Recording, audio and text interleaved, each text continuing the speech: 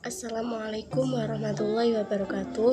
Perkenalkan, saya Tasya Putri Alivia dari Fakultas Ekonomi Universitas Islam Sultan Agung. Di sini saya akan memaparkan terkait dengan materi akad musyarakah dalam muamalah Islam. Mata kuliah Islam dan Disiplin Ilmu yang diampu oleh Bapak Dr. Andes Haji Bejo Santoso MT PhD. Definisi akad musyarakah menurut bahasa Arab, syarika fi'al madi yasruku fi'al mudhari, syarikan syirkatan syarikatan masdar yang artinya mencampur. Sedangkan menurut istilah, musyarakah adalah kerjasama antara dua orang atau lebih dalam suatu usaha tertentu, di mana para pihak masing-masing memberikan kontribusi dana secara bersama-sama dalam keuntungan dan kerugian yang telah ditentukan sesuai perjanjian yang telah disepakati.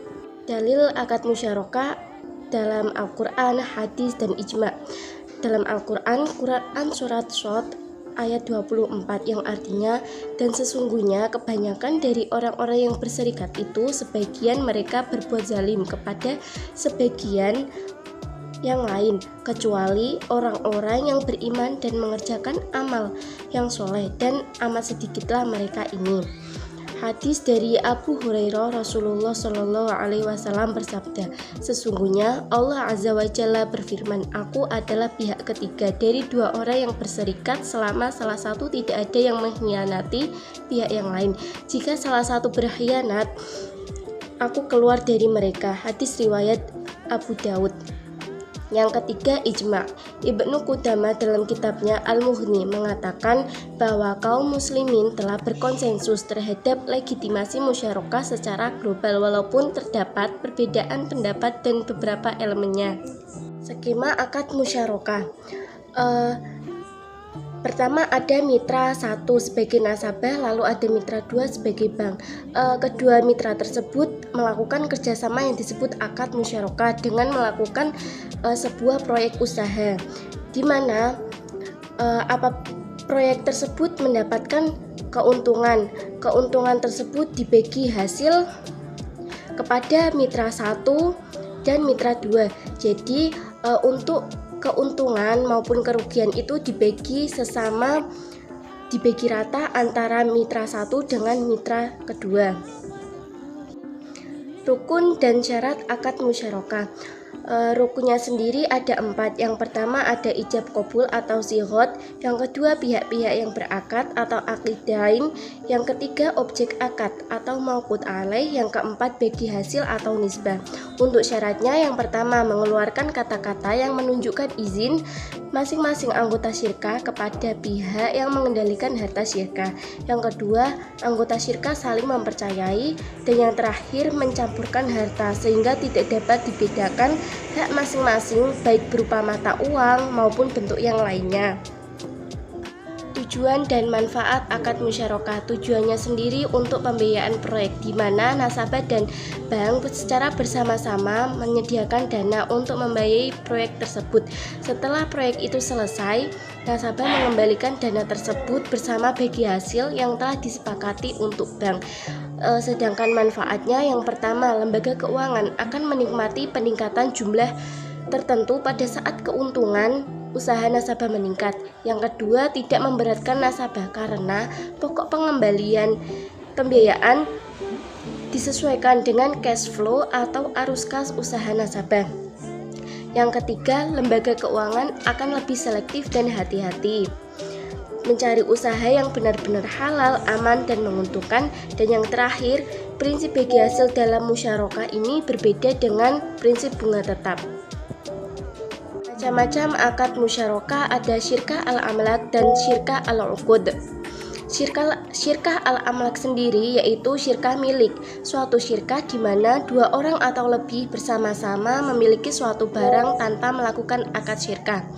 Sedangkan syirkah al-uqud dianggap sebagai kemitraan yang sesungguhnya karena pihak yang bersangkutan secara sukarela berkeinginan untuk membuat suatu perjanjian investasi bersama dan berbagi untung dan risiko. Fatwa DSN MUI terkait dengan akad musyarakah. Yang pertama, ada pernyataan ijab kabul. Yang kedua, pihak-pihak yang berakad harus cakap hukum. Yang ketiga, objek akad meliputi modal, kerja, keuntungan, dan kerugian. Untuk modalnya sendiri harus uang tunai, emas, perak, atau yang nilainya sama. Para pihak tidak boleh meminjamkan, menyumbangkan, atau menghadiahkan modal musyarakah kepada pihak lain kecuali atas dasar kesepakatan. Tidak ada jaminan. Yang kedua, terkait dengan kerja partisipasi para mitra. Setiap mitra melaksanakan kerja atas nama pribadi dan wakil dari mitranya. Untuk keuntungannya harus dikuantifikasi dengan jelas, harus dibagi secara proporsional atau sama rata.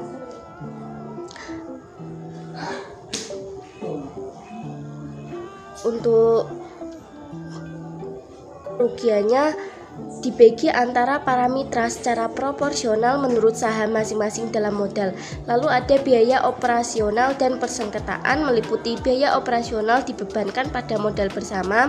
Yang kedua, jika salah satu pihak tidak menunaikan kewajibannya dan terjadi perselisihan, maka penyelesaiannya melalui badan arbitrasi syariah setelah tidak tercapai kesepakatan melalui musyawarah. Implementasi musyarakah di perbankan syariah meliputi pembiayaan atau kerjasama proyek. Musyarakah biasanya diaplikasikan untuk pembiayaan proyek di mana nasabah dan bank sama-sama menyediakan dana untuk membiayai proyek tersebut. Setelah proyek tersebut selesai, nasabah mengembalikan dana tersebut bersama bagi hasil yang telah disepakati untuk bank. Yang kedua, ada modal ventura. Pada lembaga keuangan khusus yang dibolehkan melakukan investasi dalam kepemilikan perusahaan, musyarakah diaplikasikan dalam skema modal ventura. Penanaman modal dilakukan untuk jangka waktu tertentu dan setelah itu bank melakukan divestasi atau menjual bagian sahamnya baik secara singkat maupun bertahap. Yang terakhir, berakhirnya akad musyarakah. Berakhirnya akad musyarakah itu terjadi apabila pertama, membatalkan atau mengundurkan diri tanpa persetujuan yang lain. Kedua, seseorang itu kehilangan kecakapannya bertindak hukum dalam mengelola harta seperti orang gila. Orang tersebut jatuh bangkrut akibat tidak berkuasanya lagi atas harta yang menjadi saham musyarakah. Dan yang terakhir, orang tersebut meninggal dunia. Mungkin itu saja yang bisa dapat saya sampaikan, kurang lebihnya saya mohon maaf. Wallahul muwaffiq ila aqwamit thoriq. Wassalamualaikum warahmatullahi wabarakatuh.